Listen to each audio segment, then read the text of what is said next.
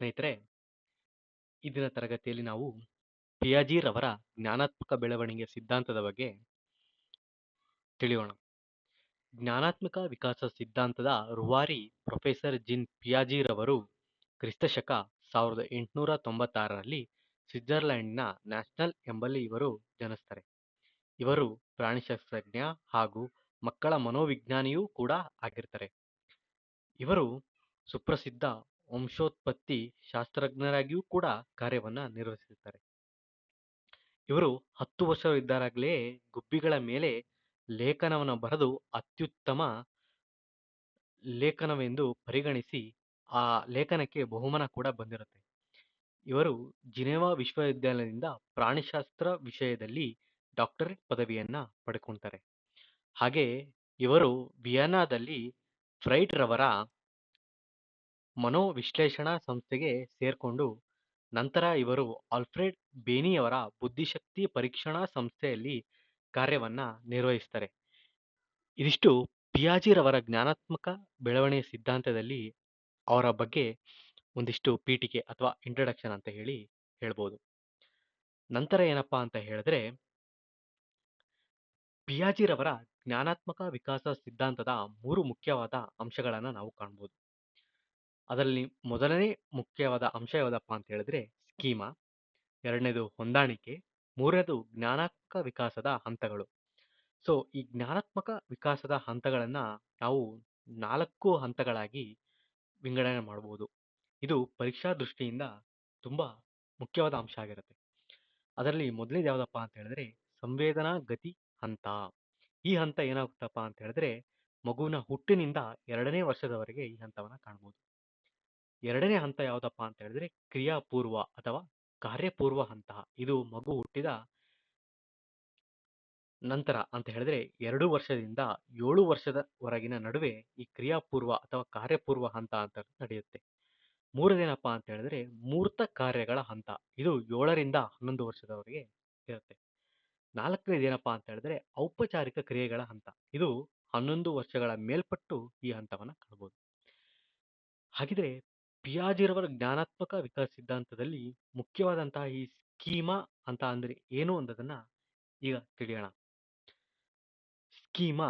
ಜಿನ್ ಪಿಯಾಜಿ ರವರು ತಮ್ಮ ಜ್ಞಾನಾತ್ಮಕ ವಿಕಾಸ ಸಿದ್ಧಾಂತದಲ್ಲಿ ಕೆಲವು ಪಾರಿಭಾಷಿಕ ಪದಗಳನ್ನ ಬಳಸಿದ್ದಾರೆ. ಅದರಲ್ಲಿ ಸ್ಕೀಮಾ ಎಂಬ ಪದ ಸೇರಿದೆ. ಸ್ಕೀಮಾ ಎಂದರೆ ಮಗು ತಾಯಿಯನ್ನು ಸ್ಪರ್ಶಿಸಿದಾಗ ಮುಗುಳುನಗೆಯ ಮೂಲಕ ಪ್ರತಿಕ್ರಿಯಿಸುವುದು. ಆಟವಾಡುವುದಕ್ಕೆ ಗೊಂಬೆಯನ್ನು ಕೊಟ್ಟಾಗ ಅದರಿಂದ ಶಬ್ದವನ್ನ ಉಂಟು ಮಾಡುವುದು.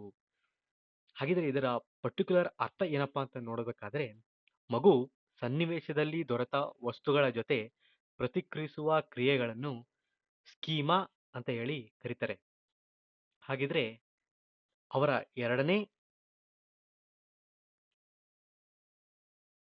ಎರಡನೇ ಅಂಶವಾದಂತಹ ಸಿದ್ಧಾಂತದ 3 ಮುಖ್ಯವಾದ ಅಂಶಗಳಲ್ಲಿ ಅವರ ಎರಡನೇ ಮುಖ್ಯ ಅಂಶವಾದಂತಹ ಹೊಂದಾಣಿಕೆಯನ್ನ ಕಾಣಬಹುದು. ಹೊಂದಾಣಿಕೆ ಅಲ್ಲಿ ನಾವು ಪ್ರಮುಖವಾಗಿ 2 ಪ್ರಕ್ರಿಯೆಗಳ ಮೂಲಕ ನಡೆಯುತ್ತೆ. ಅದು ಯಾವ್ದಾದಪ್ಪ ಅಂತ ಹೇಳಿದ್ರೆ ಒಂದು ಮನೋಗತ ಮಾಡಿಕೊಳ್ಳುವಿಕೆ, ಎರಡನೇದು ಸ್ಥಳಾವಕಾಶ ಮಾಡಿಕೊಳ್ಳುವಿಕೆ ಅಥವಾ ಒದಗಿಸುವಿಕೆ. ಸೊ ಇಲ್ಲಿ ಈ 2 ಹಂತಗಳಲ್ಲಿ ಏನಾಗುತ್ತಪ್ಪ ಅಂತ ಹೇಳಿದ್ರೆ ಒಂದು ಉದಾಹರಣೆಯ ಮೂಲಕ ನಾವು ತಿಳ್ಕೊಬೇಕಾದ್ರೆ ಮಗುಗೆ ಒಂದು ಚಮಚವನ್ನ ಮೊದಲು ಅದು ಹಿಡಿದು ಅದರ ಅನುಭವವನ್ನ ಪಡೆದ ನಂತರ ನೆಕ್ಸ್ಟ್ ಏನ್ ಮಾಡತ್ತಪ್ಪ ಹೋಗುತ್ತೆ ಅಂತ ಹೇಳಿದ್ರೆ ಒಂದು ಕಡ್ಡಿಯನ್ನ ಅಥವಾ ಪೆನ್ಸಿಲನ್ನ ಅದು ಹಿಡಿಯುವುದನ್ನ ಅಭ್ಯಾಸ ಮಾಡ್ಕೊಳ್ತಾ ಹೋಗುತ್ತೆ.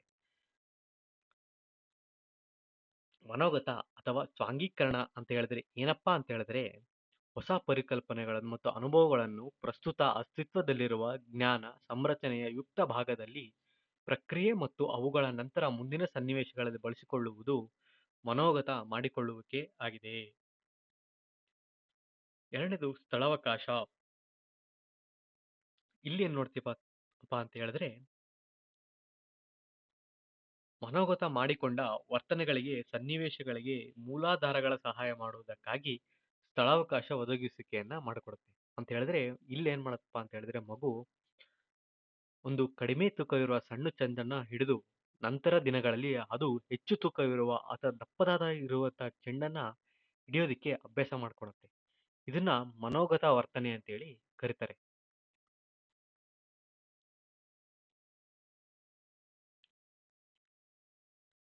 ಹಾಗಿದ್ರೆ ಪಿಯಾಜಿಯ ಮಗುವಿನ ಬೆಳವಣಿಗೆಯ ಹಂತದಲ್ಲಿ ಕಂಡುಬರುವ ತತ್ವಗಳನ್ನ ನೋಡ್ತಾ ಆದ್ರೆ ಸಂಘಟನೆ, ಸ್ವೀಕರಿಸುವಿಕೆ, ಮನೋಗತ, ಸ್ಥಳಾವಕಾಶ, ಕ್ರಿಯೆ, ಸಮಂಜಸತೆ, ಗ್ರಹಿಕೆ, ವಿಕೇಂದ್ರೀಕರಣ. ಈ 8 ಅಂಶಗಳು ಏನಾಗ್ತಪ್ಪ ಅಂತ ಹೋಗುತ್ತೆ ಅಂದ್ರೆ ನಂತರ ಬರುವಂತಹ ಪಿಯಾಜಿರವರ 4 ಹಂತಗಳಲ್ಲಿ ಈ ಹಂತಗಳು ಲಕ್ಷಣಗಳು ಕೂಡ ಕಾಣಿಸ್ಕೊಂತ ಹೋಗ್ತವೆ. ಹಾಗಿದ್ರೆ ಪಿಯಾ ಮೊದಲನೇ ಹಂತ ಏನಪ್ಪಾ ಅಂತ ಹೇಳಿದ್ರೆ ಸಂವೇದನಾ ಗತಿ ಹಂತ. ಇಲ್ಲಿ ಒಂದು ಸ್ಪೆಲ್ಲಿಂಗ್ ಎರರ್ ಆಗಿದೆ. ಇದು ಸಂವೇದನಾ ಗತಿಯ ಹಂತ ಅಂತ ಹೇಳ್ಬಿಟ್ಟು ಆಗ್ಬೇಕಿದು. ಸೊ ಹಾಗಿದ್ರೆ ಮಗುವಿನ ಹುಟ್ಟಿನಿಂದ 2 ವರ್ಷದವರೆ ಕಾಲಾವಧಿಯವರೆಗೆ ಈ ಸಂವೇದನಾ ಗತಿ ಅಂತಕ್ಕಂಥದ್ದು ಕಾಣಬಹುದು. ಹಾಗಾದರೆ ಮಗುವಿನ ಸಂವೇದನಾ ಹಾಗೂ ಗತಿಶೀಲನ ಚಟುವಟಿಕೆಗಳ ಅನ್ಯೋನ್ಯ ಕ್ರಿಯೆಗಳನ್ನು ಗುರುತಿಸಿ ಪಿಯಾಜಿರವರು ಈ ಅವಧಿಯನ್ನ ಸಂವೇದನಾ ಹಂತ ಅಂತ ಹೇಳಿ ಕರೆದಿದ್ದಾರೆ. ಮಗು ಹುಟ್ಟಿದಾಗಲೇ ಮಾನಸಿಕವಾಗಿ ಮಗು ಹುಟ್ಟಿದಾಗಲೇ ಮಾನಸಿಕ ವಿಕಾಸ ಅಂತಕ್ಕಂಥದ್ದು ಇಲ್ಲಿ ಪ್ರಾರಂಭ ಆಗುತ್ತೆ. ವಸ್ತುಗಳನ್ನ ವೀಕ್ಷಣೆ ಮಾಡುತ್ತೆ ಹಾಗೂ ಚಳಿಯಾದಾಗ ನೋವಾದಾಗ ಅದು ಅಳುತ್ತದೆ.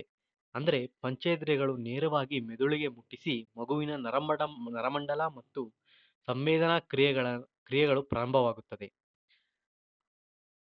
ಆದರೆ ಇದ್ರ ಬಗ್ಗೆ ನವಜಾತ ಶಿಶುವಿಗೆ ಯಾವುದೇ ರೀತಿಯ ಅರಿವು ಕೂಡ ಇದ್ರ ಬಗ್ಗೆ ಇರೋದಿಲ್ಲ. ಹಾಗಿದ್ರೆ ಸಂವೇದನಾ ಗತಿಶೀಲ ಹಂತದ ಮುಖ್ಯವಾದ ಲಕ್ಷಣಗಳನ್ನು ನೋಡ್ತಾ ಹೋಗುತ್ತೆ. ಸಂವೇದನೆ ಅಥವಾ ಇಂದ್ರಿಯ ಅನುಭವ ಮತ್ತು ಗತಿಕ್ರಿಯೆಗಳ ಮೂಲಕ ಪರಿಸರವನ್ನ ಅರಿತುಕೊಳ್ಳುವುದು, ಗುರಿ ನಿರ್ಧರಿತ ಚಟುವಟಿಕೆಯಲ್ಲಿ ಕಾರ್ಯಪ್ರವೃತ್ತವಾಗುವುದು, ಕ್ರಿಯೆಯ ಕಾರಣ ಮತ್ತು ಪರಿಣಾಮದ ಸಂಬಂಧವನ್ನ ಗ್ರಹಿಸುವುದು, ವಸ್ತುಗಳ ಶಾಶ್ವತ ಅಸ್ತಿತ್ವದ ಪರಿಕಲ್ಪನೆಯ ಅರ್ಜನೆ ಅಥವಾ ಜ್ಞಾನವನ್ನ ಪಡ್ಕೊಳ್ಳೋದು. ಎರಡನೇದು ಅನುಕರಣೆ, ಸ್ಮೃತಿ, ಆಲೋಚನೆ, ಏಕಸನದ ಪ್ರಾರಂಭವಾಗುತ್ತದೆ ಅಂತ ಹೇಳ್ಬಿಟ್ಟು ನಾವು ಈ ಸಂವೇದನಾ ಗತಿ ಹಂತದಲ್ಲಿ ನಾವು ಇದನ್ನ ತಿಳ್ಕೋಬಹುದು. ಹಾಗಿದ್ರೆ ಪಿಯಾಜಿರವರ ಎರಡನೇ ಹಂತ ಆದಂತಹ ಕಾರ್ಯಪೂರ್ವ ಹಂತ ಅಥವಾ ಕ್ರಿಯಾತ್ಮಕ ಪೂರ್ವ ಹಂತ ಅಂತ ಕೂಡ ಇದನ್ನ ಕರೀತಾರೆ. ಈ ಕಾರ್ಯಪೂರ್ವ ಹಂತ ಏನಪ್ಪಾ ಅಂತ ಹೇಳಿದ್ರೆ 2 ವರ್ಷದಿಂದ ಪ್ರಾರಂಭವಾಗಿ ಅದು 7 ವರ್ಷದ ಅವಧಿಯವರೆಗೆ ಇರುತ್ತೆ. ಇದು ಪಿಯಾಜಿರವರ ಎರಡನೇ ಹಂತವಾಗಿದೆ.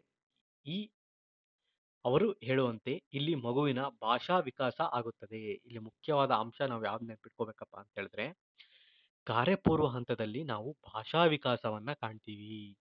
ಹಾಗೆ ಈ ಅವಧಿಯ ಪ್ರಥಮ ಪೂರ್ವದಲ್ಲಿ 2ರಿಂದ 4 ವರ್ಷಗಳಲ್ಲಿ ಮಗು ಮಾತನಾಡುವ ಭಾಷೆಯು ಅತ್ಯಂತ ಶೀಘ್ರವಾಗಿರುತ್ತದೆ ಅಂತ ಹೇಳ್ಬಿಟ್ಟು ಪಿಯಾಜಿರವರು ಎರಡನೇ ಹಂತವನ್ನ ಕಾರ್ಯಪೂರ್ವ ಹಂತದಲ್ಲಿ ನಾವು ಕಾಣಬಹುದು.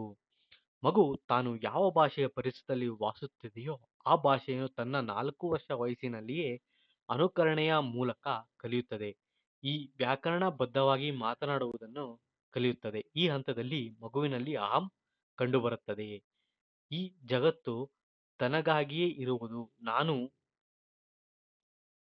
ಎಲ್ಲರೂ ನನ್ನನ್ನು ಪ್ರೀತಿಸಲೇಬೇಕು, ತಾನು ಕೇಳಿದ್ದನ್ನು ನೀಡಬೇಕು ಅಂತ ಹೇಳ್ಬಿಟ್ಟು ಹಠ ಮಾಡುತ್ತೆ. ಹಾಗೆ ಅದು ಇತರರ ಯಾವುದೇ ಅಭಿಪ್ರಾಯಗಳಿಗೆ ಮನ್ನಣೆಯನ್ನ ನೀಡೋದಿಲ್ಲ. ಹಾಗಿದ್ರೆ ಈ ಕಾರ್ಯಪೂರ್ವ ಹಂತಗಳಲ್ಲಿ ನಾವು ಪ್ರಮುಖವಾಗಿ 6 ಪರಿಕಲ್ಪನೆಗಳನ್ನ ಕಾಣಬಹುದು. ಹಾಗಿದ್ರೆ ಮೊದಲನೇ ಪರಿಕಲ್ಪನೆ ಯಾವ್ದಪ್ಪ ಅಂತ ಹೇಳಿದ್ರೆ ವಿಳಂಬ ಅನುಕರಣೆ. ಸೊ ಈ ವಿಳಂಬ ಅನುಕರಣೆಯಲ್ಲಿ ಏನಾಗತ್ತಪ್ಪ ಅಂತ ಹೇಳಿದ್ರೆ ಇಲ್ಲಿ ಮಗು ತನ್ನ ಹಿರಿಯರು ಅಂತ ಹೇಳಿದ್ರೆ ತಂದೆ, ತಾಯಿ, ಅಣ್ಣ, ಚಿಕ್ಕಪ್ಪ, ಚಿಕ್ಕಮ್ಮ ಮುಂತಾದವರ ಕಾರ್ಯಗಳನ್ನ ವೀಕ್ಷಿಸುವ ಮೂಲಕ ಅವರ ಅನುಪಸ್ಥಿತಿಯಲ್ಲಿ ಅವುಗಳನ್ನ ಅನುಕರಣೆ ಮಾಡಲು ಪ್ರಾರಂಭಿಸುತ್ತೆ. ಅದಕ್ಕೆ ಉದಾಹರಣೆ ಏನಪ್ಪಾ ಅಂತ ಹೇಳಿದ್ರೆ ಟಿವಿಯನ್ನ ವೀಕ್ಷಣೆ ಮಾಡುವಂಥದ್ದು ಅಥವಾ ಕಂಪ್ಯೂಟರ್ ಅನ್ನ ವೀಕ್ಷಣೆ ಮಾಡುವಂಥದ್ದು ಅಥವಾ ಮೊಬೈಲ್ಗಳನ್ನ ಬಳಕೆಯನ್ನ ಮಾಡುವಂಥದ್ದು ಈ ವಿಳಂಬನ ಅನುಕರಣೆಗೆ ಉದಾಹರಣೆ ಆಗಿದೆ. ಎರಡನೇದೇನಪ್ಪಾ ಅಂತ ಹೇಳಿದ್ರೆ ಸಾಂಕೇತಿಕ ಆಟಗಳು ಅಂತ ಅಂದ್ರೆ ಏನಪ್ಪಾ ಅಂತ ಹೇಳಿದ್ರೆ ಫಾರ್ ಎಕ್ಸಾಂಪಲ್ ಒಂದು ಮಗು ಏನ್ ಮಾಡತ್ತಪ್ಪ ಅಂತ ಹೇಳಿದ್ರೆ ಅವರ ಅಜ್ಜಿಯ ಕೋಲನ್ನ ಹಿಡಿದು ಆ ಕೋಲಿನಿಂದ ಆ ಅದನ್ನ ಅದು ಕುದುರೆಯಾಗಿ ಅದನ್ನ ಕಲ್ಪನೆ ಮಾಡಿಕೊಂಡು ಅದರಲ್ಲಿ ಆಟ ಆಡೋದಕ್ಕೆ ಪ್ರಯತ್ನ ಪಡುತ್ತೆ. ಇದನ್ನ ಸಾಂಕೇತಿಕ ಆಟಗಳು ಅಂತೇಳಿ ಕರೀತಾರೆ. ಮೂರನೇದೇನಪ್ಪಾ ಅಂತ ಹೇಳಿದ್ರೆ ಚಿತ್ರ ರಚನಾ ಸಾಮರ್ಥ್ಯ.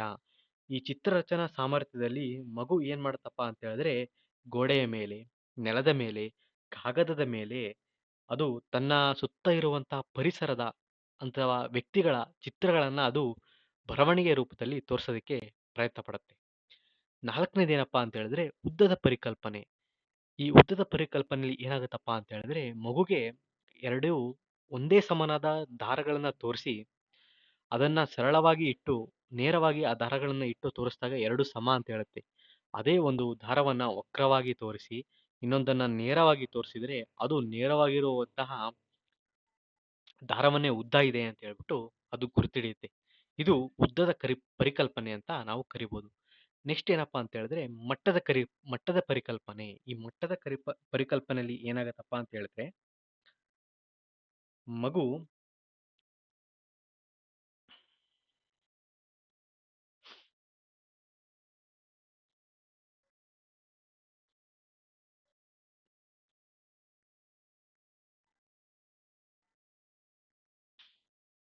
ಆ, ಈ ಒಂದು ಪರಿಕಲ್ಪನೆ ಏನ್ ಮಾಡತ್ತಪ್ಪ ಅಂತ ಹೇಳಿದ್ರೆ ಒಂದು ಬಾಟಲಿಯಲ್ಲಿ ಒಂದಿಷ್ಟು ಪ್ರಮಾಣದ ನೀರನ್ನ ಇಟ್ಟು ಇದರಲ್ಲಿ ಯಾವ ಮಟ್ಟದಲ್ಲಿ ನೀರು ಜಾಸ್ತಿ ಇದೆ ಅಥವಾ ಯಾವ ಮಟ್ಟದಲ್ಲಿ ನೀರು ಕಡಿಮೆ ಇದೆ ಅಂತ ಹೇಳಿದ್ರೆ ಈ ಕಾರ್ಯಪೂರ್ವ ಹಂತದಲ್ಲಿ ಅದನ್ನ ಖಚಿತವಾಗಿ ಕಂಡುಹಿಡಿಯುತ್ತೆ.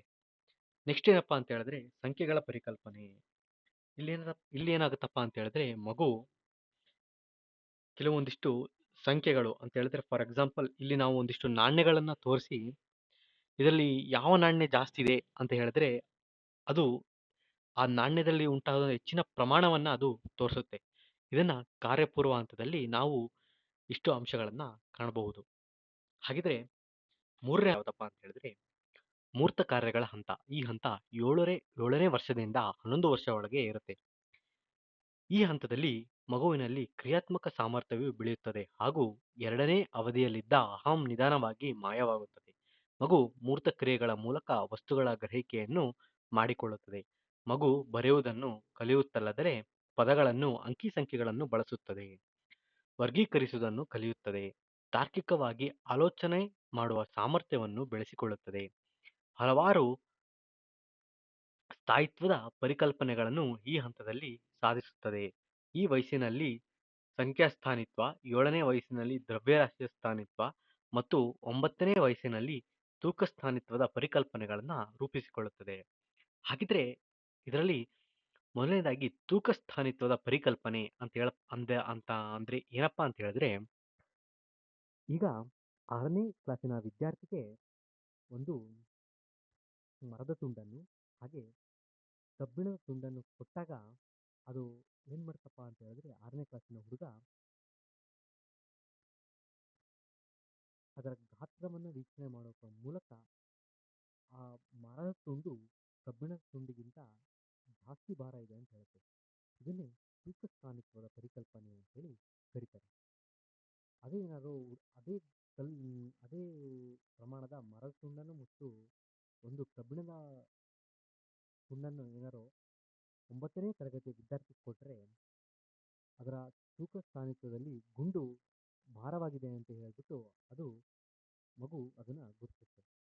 ಎರಡನೇದೇನಪ್ಪಾ ಅಂತ ಹೇಳಿದ್ರೆ ತಾರ್ಕಿಕ ವಿಚಾರಶಕ್ತಿಯ ಬೆಳವಣಿಗೆ.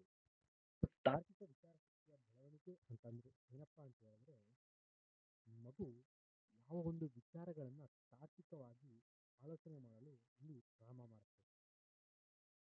ಹಾಗೆ ಮಗುವಿನಲ್ಲಿ ಅಹಂ ಬದಲಾಗಿ ಸಾಮಾಜೀಕರಣ ಬೆಳೆಯುತ್ತೆ. ಅಹಂ ಬದಲಾಗಿ ಸಾಮಾಜೀಕರಣ ಅಂತ ಹೇಳಿದ್ರೆ ಈಗ ಎರಡನೇ ಹಂತದಲ್ಲಿ ಏನ್ ಮಾಡ್ತಿರತ್ತಪ್ಪ ಅಂದ್ರೆ ಮಗು ನನ್ನದು ನಾನು ಅಂತಕ್ಕಂತಹ ಪರಿಕಲ್ಪನೆಗಳಿಂದ ಬದುಕಿದ್ರೆ ಅದೇ ಮೂರನೇ ಹಂತದಲ್ಲಿ ಮೂರ್ತ ಕಾರ್ಯಗಳ ಹಂತದಲ್ಲಿ ಆ ಮಗು ನಮ್ಮ ಶಾಲೆ, ನಮ್ಮ ಮನೆ, ನಮ್ಮ ಊರು ಅಂತಕ್ಕಂತಹ ಮನೋಭಾವವನ್ನ ಅದು ಬೆಳೆಸಿಕೊಳ್ಳುತ್ತೆ. ಹಾಗಿದ್ರೆ ನೆಕ್ಸ್ಟ್ ಪರಿಕಲ್ಪನೆ ಯಾವ್ದಪ್ಪ ಅಂದ್ರೆ ಇಡಿಯಾಗಿ ನೋಡುವುದು. ಇಡಿಯಾಗಿ ನೋಡುವುದು ಅಂತ ಹೇಳಿದ್ರೆ ಏನಪ್ಪಾ ಅಂತ ಹೇಳಿದ್ರೆ ಈಗ ಸಾಮಾನ್ಯವಾಗಿ ಒಂದು ವಸ್ತುವನ್ನ ವೀಕ್ಷಣೆ ಮಾಡಿದಾಗ ಅದರ ಬಣ್ಣ, ಗುಣ, ಆಕಾರ, ಅಳತೆ ಇದ್ರುಗಳ ಇದ್ರುಗಳನ್ನ ಅಷ್ಟನ್ನು ಕೂಡ ಸ್ಮರಣೆ ಮಾಡ್ಕೊಳೋದು. ಈಗ ಒಂದು ಕಾರನ್ನ ನೋಡಿದಾಗ ಅತ್ಯಂತ ಚಿಕ್ಕ ಮಕ್ಕಳು ಅಂದ್ರೆ 2ನೇ ಮತ್ತು 1ನೇ ಹಂತದಂತ ಮಕ್ಕಳು ಅದರಲ್ಲಿರುವಂತ ಕೆಂಪು ಬಣ್ಣವನ್ನ ಮಾತ್ರ ಗುರುಸ್ತವೆ. ಆದ್ರೆ 3ನೇ ಹಂತದಲ್ಲಿ ಏನಾಗುತ್ತಪ್ಪ ಅಂತ ಹೇಳಿದ್ರೆ ಅವು ಸಂಪೂರ್ಣವಾಗಿ ಅದರ ಉದ್ದ, ಅಗಲ, ಅದು ಎಷ್ಟು ದೊಡ್ಡ ಇದೆ ಹಾಗೂ ಅದರ ಗಾತ್ರ ಏನು ಇದರುಗಳ ಬಗ್ಗೆ ಪರಿಕಲ್ಪನೆಯನ್ನ ತಿಳ್ಕೊಂತಾರೆ. 5ನೇದೇನಪ್ಪಾ ಅಂತ ಹೇಳಿದ್ರೆ ವಿಪರ್ಯಾಸಕವಾಗಿ ಆಲೋಚಿಸುವ ಶಕ್ತಿ.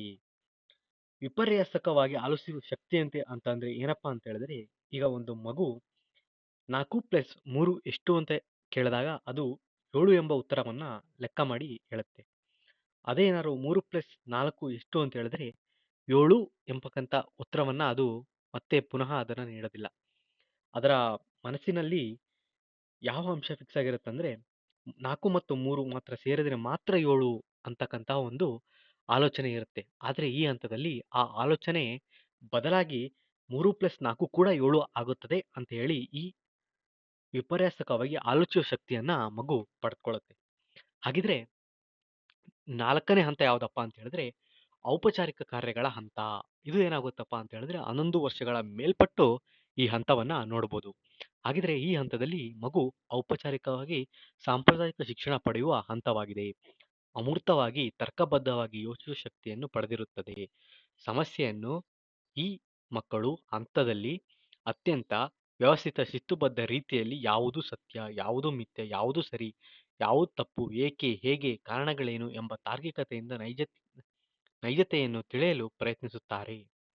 ಈ ದೃಷ್ಟಿಯಲ್ಲಿ ತರುಣನ ವಿವೇಚನೆಯು ಅಹಂ ಕೇಂದ್ರೀಕೃತವಾಗಿರುತ್ತದೆ. ಅವರು ತಾರ್ಕಿಕವಾಗಿ ಮತ್ತು ನೈಜತೆಯ ವ್ಯತ್ಯಾಸ ಗುರುತಿಸಲಾರದು. ಬೆಳೆದಂತೆ ಬೌದ್ಧಿಕ ಸಂರಚನೆಗಳ ಪ್ರಗತಿಪರ ಪ್ರಕ್ರಿಯೆ ಉಂಟಾಗಿ ಸಂರಚನೆಯಲ್ಲಿ ಹೊಸ ಬದಲಾವಣೆಯು ತರುಣರಲ್ಲಿ ವಿವೇಚನಾ ಸಾಮರ್ಥ್ಯದಲ್ಲಿ ಗುಣಾತ್ಮಕವಾದ ವಿಕಾಸವನ್ನುಂಟು ಮಾಡುತ್ತದೆ. ತಾರುಣ್ಯದ ಹಂತದಲ್ಲಿರುವ ಮಕ್ಕಳು ಆಧಾರ ಕಲ್ಪನೆಗಳನ್ನು ರೂಪಿಸಲು ಮತ್ತು ಅವುಗಳನ್ನು ಸೂಕ್ತ ಪ್ರಯೋಗಗಳ ಮೂಲಕ ಪರೀಕ್ಷಿಸುವ ಸಾಮರ್ಥ್ಯವನ್ನು ಹೊಂದಿರುತ್ತಾರೆ. ಈ ಹಂತದಲ್ಲಿ ಏನಾಗುತ್ತಪ್ಪ ಅಂತ ಹೇಳಿದ್ರೆ ಮಕ್ಕಳು ಯಾವುದು ಸತ್ಯ, ಯಾವುದು ಸರಿ, ಯಾವುದು ಸುಳ್ಳು, ಯಾವುದು ಹೇಗೆ, ಏಕೆ ಅಂತ ಹೇಳ್ಬಿಟ್ಟು ಒಂದು ತಾರ್ಕಿಕ ಪ್ರಶ್ನೆಗಳನ್ನ ಕೇಳುವ ಒಂದು ವೈಚಾರಿಕ ಚಿಂತನೆ ಈ ಔಪಚಾರಿಕ ಕಾರ್ಯಗಳ ಹಂತದಲ್ಲಿ ನಡೆಯುತ್ತೆ. ಹಾಗಿದ್ರೆ ಮುಂದಿನ ಸ್ಲೈಡ್ ಅಲ್ಲಿ ನಾವು ಏನ್ ನೋಡ್ತೀವಪ್ಪ ಅಂತ ಹೇಳಿದ್ರೆ ಪಿಯಾಜಿರವರ ಜ್ಞಾನಾತ್ಮಕ ವಿಕಾಸ ಸಿದ್ಧಾಂತದ ವಿಮರ್ಶೆಯನ್ನ ನೋಡಬಹುದು. ಹಾಗಿದ್ರೆ ಈ ಪಿಯಾಜಿರವರ ಜ್ಞಾನಾತ್ಮಕ ಸಿದ್ಧಾಂತದ ವಿಮರ್ಶೆಯನ್ನ ನೋಡ್ತಾ ಹೋದಾಗ ಪಿಯಾಜಿರವರು ಜ್ಞಾನಾತ್ಮಕ ಸಿದ್ಧಾಂತವು ವಿಶ್ವವ್ಯಾಪಕತೆಯನ್ನು ಹೊಂದಿ ಬೆಳವಣಿಗೆಯಾಗಿಲ್ಲ ಅಂತ ಹೇಳಿದ್ರೆ ಇದು ಈ ಒಂದು ಸಿದ್ಧಾಂತವು ಯೂನಿವರ್ಸಲ್ ಅಲ್ಲ ಅಂತ ಹೇಳ್ಬಿಟ್ಟು ಹೇಳ್ತಾರೆ. ಇದು ಕೇವಲ ಯುರೋಪಿನ ಮಕ್ಕಳು 1920, 30 ಹಾಗೂ 1940ನೇ ಇಸ್ವಿಯಲ್ಲಿ ಅಂಶಗಳನ್ನು ಮಾತ್ರ ಪರಿಗಣಿಸಿ ತೆಗೆದುಕೊಳ್ಳಲಾಗುತ್ತದೆ. ಜಗತ್ತಿನ ಇನ್ನಿತರ ಪ್ರದೇಶಗಳಲ್ಲಿ ಮಕ್ಕಳ ಬೆಳವಣಿಗೆ ಹಾಗೂ ಬೌದ್ಧಿಕ ವಿಕಾಸದಲ್ಲಿ ವ್ಯತ್ಯಾಸವನ್ನು ಪರಿಗಣಿಸುವುದಿಲ್ಲ ಅಂತ ಹೇಳಿದ್ರೆ ಈ ಬೌದ್ಧಿಕ ವಿಕಾಸ ಅಂತಕ್ಕಂಥದ್ದು ಸ್ಥಳಗಳಿಂದ ಸ್ಥಳಗಳಿಗೆ ಭಿನ್ನವಾಗಿರುತ್ತೆ. ಅದು ಈ ಯುರೋಪಿನ ಮಕ್ಕಳಿಗೆ ಮಾತ್ರ ಅಧ್ಯಯನದಲ್ಲಿ ಮಾತ್ರ ಇದು ಅಂಶಗಳನ್ನ ಪರಿಗಣನೆಗೆ ತೆಗೆದುಕೊಂಡಿದ್ದಾರೆ ಅಂತ ಹೇಳ್ಬಿಟ್ಟು 2ನೇ ವಿಮರ್ಶನೆ ಮಾಡಲಾಗುತ್ತೆ. 3ನೇನಪ್ಪ ಅಂತ ಹೇಳಿದ್ರೆ ಪಿಯಾಜೆರು ಗುರುತಿಸುವ ವಯೋಮಾನದ ಅಂಶಗಳು ಸೂಕ್ತವಾಗಿಲ್ಲ ಅಂತ ಹೇಳಿದ್ರೆ ಈ ವರ್ಷದಿಂದ ಈ ವರ್ಷಗಳಿಗೆ ಈ ಮಟ್ಟದ ಪರಿಕಲ್ಪನೆಗಳು ನಡೀತಾ ಬರುತ್ತೆ ಅಂತ ಹೇಳಿದ್ರೆ ಈ ಔಪಚಾರಿಕ ಕಾರ್ಯ ಅಂತ 11 ವರ್ಷಗಳ ಮೇಲ್ಪಟ್ಟು ಹಾಗೆ ಈ ಮೂರ್ತ ಕಾರ್ಯಗಳ ಹಂತ 7ರಿಂದ 11 ವರ್ಷ ಹಾಗೆ ಕಾರ್ಯಪೂರ್ವ ಹಂತ 2ರಿಂದ 7 ವರ್ಷ ಹಾಗೆ ಸಂವೇದನಾ ಗತಿಯ ಹಂತ 0ಯಿಂದ 2 ವರ್ಷದವರೆಗೆ ಅಂತ ಹೇಳಿ ಏನು ವರ್ಗಾವಣೆ ಮಾಡಿದ್ದಾರೆ ಇದು ಸೂಕ್ತವಾಗಿಲ್ಲ ಅಂತ ಹೇಳಿ ಇದನ್ನ ವಿಮರ್ಶೆ ಮಾಡ್ತಾರೆ. ನೆಕ್ಸ್ಟ್ ಇದೇನಪ್ಪಾ ಅಂತ ಹೇಳಿದ್ರೆ ಪಿಯಾಜೆರವರು ತಿಳಿಸುವಂತೆ ಮೂರ್ತ ಕಾರ್ಯಗಳ ಹಂತ ಅಹಂ ಕೇಂದ್ರೀಕೃತವಾಗಿರುವ ಅಂಶಗಳನ್ನು ಹಲವಾರು ಅಧ್ಯಯನದಿಂದ ತಿರಸ್ಕರಿಸಲ್ಪಟ್ಟಿವೆ ಅಂತ ಹೇಳಿ ಹೇಳ್ತಾರೆ. ಅವರು ಹೇಳುವಂತೆ ವಿಮರ್ಶಾತ್ಮಕ ಚಿಂತನೆ ಹಾಗೂ ಸಂವೇದನೆಗಳು ಭಾವನೆಗಳು ಮಗುವಿನಲ್ಲಿ ಪಿಯಾಜೆರವರು ಗುರುತಿಸುವ ವಯೋಮಾನಕ್ಕಿಂತಲೂ ಮೊದಲೇ ಇರುತ್ತದೆ ಅಂತೇಳಿ 5ನೇ ಪಾಯಿಂಟ್ ಅನ್ನ ನೋಡಬಹುದು. ಹಾಗಿದ್ರೆ 6ನೇ ಪಾಯಿಂಟ್ ಏನಪ್ಪಾ ಅಂತ ಹೇಳಿದ್ರೆ ಜೈವಿಕವಾಗಿ ಪ್ರಕೃತಿಯನ್ನು ಮಗುವಿನ ಬೆಳವಣಿಗೆಯಲ್ಲಿ ಪ್ರಮುಖವಾದ ಅಂಶವಾಗಿದೆ. ಆದರೆ ಪಿಯಾಜೆರವರು ಇದಕ್ಕೆ ಕಡಿಮೆ ಮಹತ್ವವನ್ನು ಕೊಟ್ಟಿದ್ದಾರೆ. ಇವು ಪಿಯಾಜೆರವರ ಜ್ಞಾನಾತ್ಮಕ ವಿಕಾಸ ಸಿದ್ಧಾಂತದ ವಿಮರ್ಶೆಗಳಾಗಿದೆ. ಹಾಗಿದ್ರೆ ಪಿಯಾಜೆರವರ ಜ್ಞಾನಾತ್ಮಕ ವಿಕಾಸ ಸಿದ್ಧಾಂತದ ಮಹತ್ವ ಅಥವಾ ಪಿಯಾಜೆರವರ ಕೊಡುಗೆಗಳನ್ನ ಏನು ಅಂತಕ್ಕಂಥ ಅಂಶಗಳನ್ನ ನೋಡ್ತಾ ಹೋದ್ರೆ ವಿಕಾಸವು ಹಂತ ಹಂತವಾಗಿ ಕ್ರಮಬದ್ಧವಾಗಿ ಸಾಗುವುದರಿಂದ ಬೋಧನಾ ಕಾರ್ಯಕ್ರಮಗಳನ್ನು ಅದಕ್ಕೆ ಅನುಸಾರವಾಗಿ ಜೋಡಿಸಲು ಸಹಕಾರವಾಗಿದೆ. ಪಠ್ಯಕ್ರಮ ರಚನೆ ಕ್ರಮಾನುಗತ ಬೋಧನೆಗೆ ಒತ್ತು ನೀಡಲು ಸಹಕಾರಿಯಾಗಿದೆ. ಚಟುವಟಿಕೆಗಳ ಮೂಲಕ ಕಲಿಕೆ ಮತ್ತು ಸೂಕ್ತವಾದ ವಿಧಾನ ಅಳವಡಿಸಿಕೊಳ್ಳುವುದು ಸಹಾಯಕವಾಗಿದೆ. ವಯಸ್ಸಿಗೆ ಅನುಗುಣವಾಗಿ ಕಲಿಕಾ ಅನುಭವಗಳನ್ನು ಒದಗಿಸಲು ಪರಿಣಾಮಕಾರಿಯಾಗಿದೆ. ಸಂಶೋಧನಾ ಕಲಿಕೆ ಮತ್ತು ಕಾರ್ಯಕ್ರಮ ಅನ್ವಯ ಕಲಿಕಾ ವಿಧಾನಗಳಿಗೆ ತಾತ್ವಿಕ ಹಿನ್ನೆಲೆಯನ್ನು ಒದಗಿಸುತ್ತದೆ. ಮಗುವಿನಲ್ಲಿ 2 ರಿಂದ 7 ವರ್ಷಗಳ ಅವಧಿಯಲ್ಲಿ ಭಾಷೆ ವಿಕಾಸವಾಗುವುದರಿಂದ ಈ ಅವಧಿಯಲ್ಲಿ ಭಾಷಾ ಕಲಿಕೆ ಸೂಕ್ತ ಪ್ರಚೋದನೆಯನ್ನು ನೀಡಬೇಕು. ವಿದ್ಯಾರ್ಥಿಗಳಿಗೆ ಆರೋಗ್ಯಕರ ಕಲಿಕಾ ಸನ್ನಿವೇಶ ಒದಗಿಸಬೇಕು. ಮಗುವಿನ ಉತ್ತಮ ಮಾನಸಿಕ ವಿಕಾಸಕ್ಕಾಗಿ ತಾರ್ಕಿಕ ಬೆಳವಣಿಗೆಗೆ ಪ್ರಾಶಸ್ತ್ಯವನ್ನು ನೀಡಬೇಕು. ಕಲಿಕೆಯ ಸನ್ನಿವೇಶಗಳು ಮಗುವಿನ ಅನುಭವಕ್ಕನುಗುಣವಾಗಿ ಸರ್ವಾಂಗೀಕರಣ ಸುಲಭವಾಗುತ್ತದೆ ಅಂತೇಳಿ ಒಟ್ಟು 9 ಪಾಯಿಂಟ್ಗಳನ್ನು ನೋಡ್ಬೋದು. ಇಲ್ಲಿಗೆ ಪಿಯಾಜೆರವರ ಜ್ಞಾನಾತ್ಮಕ ವಿಕಾಸ ಸಿದ್ಧಾಂತದ ಹಂತಗಳನ್ನು ನಾವು ನೋಡಿದ್ವಿ. Thank you.